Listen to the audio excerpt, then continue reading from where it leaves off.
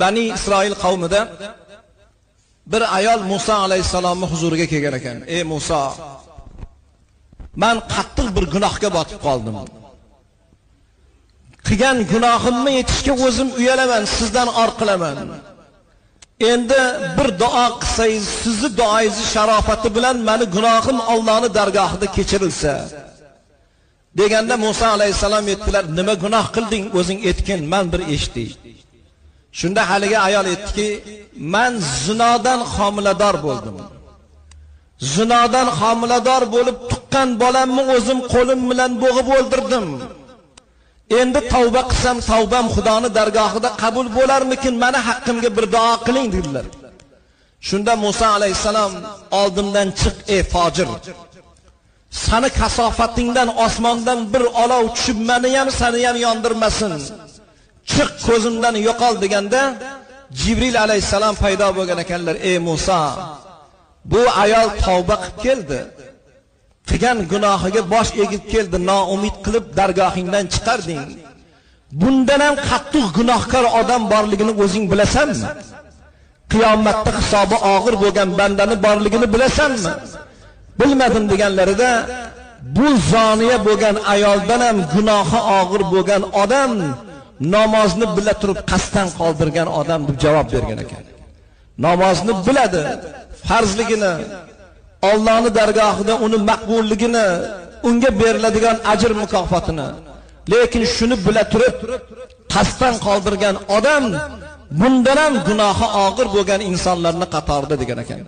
Payg'ambarimiz Muhammad Mustafa sallallohu alayhi va sallam sahobalarning o'rtasida turib, ey birodarlar, eshiginglardan bir ariq oqib o'tsa, shu ariqda 5 mahal cho'milgan insonning badanida g'ubor qoladimi? Yo'q, g'ubor qolishi mumkin emas dedilar. 5 mahal boshini sajdaga qo'yib, Allohning zikrini qilib ibodatda bo'lgan bandada gunoh qoladimi? Yo'q, bunda bandada gunoh qolishi mumkin emas deb marhamat qilib javob berishgan ekan.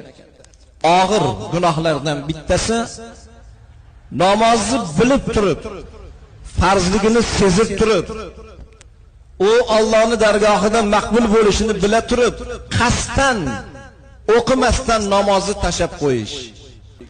Alloh kalomi Qur'onda marhamat qiladiki, astag'firubillah, ya ayyuhallazina amanu la tuhlikum amwalukum va la auladukum an zikrillahi va man yaf'al zalika fa ulaika humul khasirun.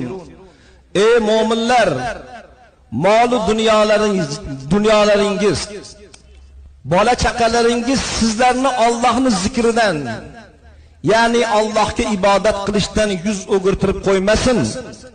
Kim shunday qilsa, bas o'shalar ziyon qilguvchilardir. Munofiqlar surasi 9-oyat.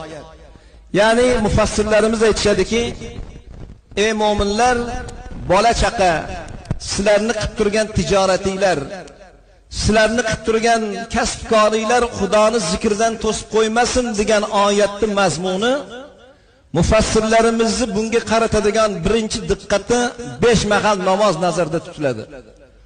Namozdan to'sib qo'ymasin, tirikchilik qilaman deb, ibodatdan, Allohning zikridan yoki bola chaqani g'am tashvishi, hayotda bo'ladigan boshqa bir amallar sizlarni Allohning ibodatidan to'smasin, sizlarni bu ibodatinglarga monelik qilmasin degan oyat keladi.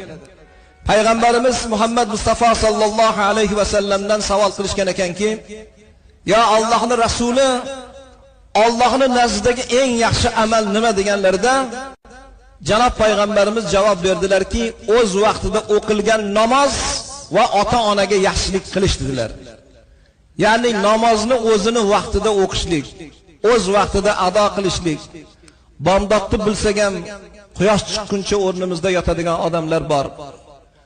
Peshin o'tsa asr kelguncha, asr yaqinlashganda peshinni o'qiydiganlar bor, namozni zoyi qiladiganlar. Shom yaqinlashib qolganda asrga takbir etadigan insonlar bor. Namozga beparvo bo'lmaslikni, ya'ni o'z vaqtida ibodatni ado etishlikni muhimligini marhamat qilib aytar ekanlar. Payg'ambarimiz o'zlariga marhamat qilgan ekanlarki, ya'ni namozga beparvo bo'lmasdan, namozni himoya qilgan ummatim o'z vaqtida peshin ekan deb peshinga tahorat qildingizmi? Vaqtida peshinni o'qib, asr ekan deb asrga tahorat qilib, vaqtida asrni o'qigan bandani namozi tepasiga ko'tarilar ekan, xuddi bir oq farishtadek bo'lib. Ey banda, sen meni himoya qilding. Vaqtida amal qilib peshonangni sajdaga qo'yding.